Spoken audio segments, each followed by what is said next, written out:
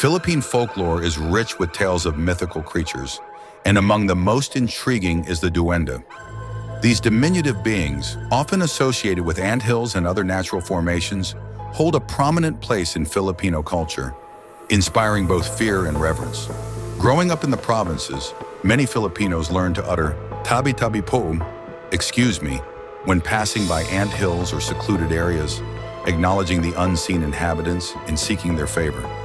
These unseen beings were also often blamed for sudden illnesses, prompting offerings of food to appease them. The Duwende, also known as Nuno sa Punso, Old Man of the Anthill, is typically depicted as an old man with the height of a small child dwelling beneath the earth. However, the reality is far more complex.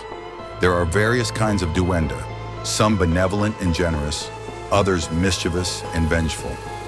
You must first know what the characteristics of Duwendes are so that you are not deceived. You can tell by their color. Colors in their world denote their tribe. Most of the Duwendes are liars, so you shouldn't immediately trust it even if you still have an oration. Don't just say an orations from them even if they are not attached to you. Also, contrary to the belief that they love cigarettes and alcohol, they actually prefer pleasing offerings of chicken. They dissolve in salt, the sea is their burial site, and troublemakers cannot withstand to hear the name of God the Father. The Black Duwende. Black Duwendes are mythical creatures in Filipino folklore, often depicted as disheveled and filthy beings.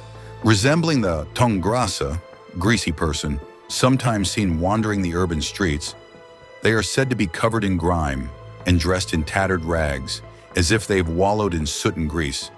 Their appearance is described as dirty, torn, and worn, like black, tattered cloth.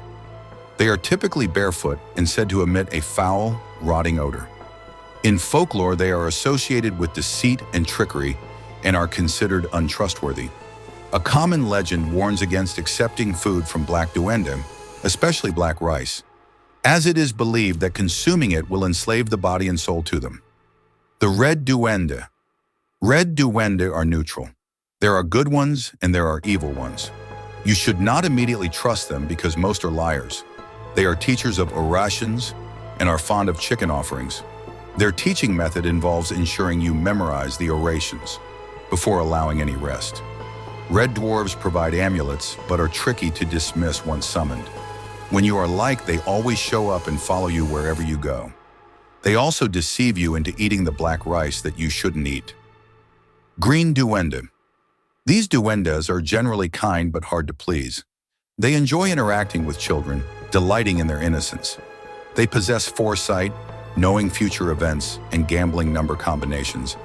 Yet they disapprove of gambling.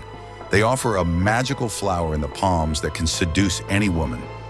They can identify the location of hidden treasure in exchange for an offering. They educate on the use of plants and nature-based orations. When they are summoned using an oration, they appear but behave aloof. They will just ignore you and don't seem to hear anything. They seem a bit rude. So if you need to consult or summon them, you will need to use a child to gain its attention. But be careful because it can become attached to the child and maybe abduct them into their dimension. The White Duwende, disciple of God. They speak softly and do not retaliate when insulted by a fellow Duwende.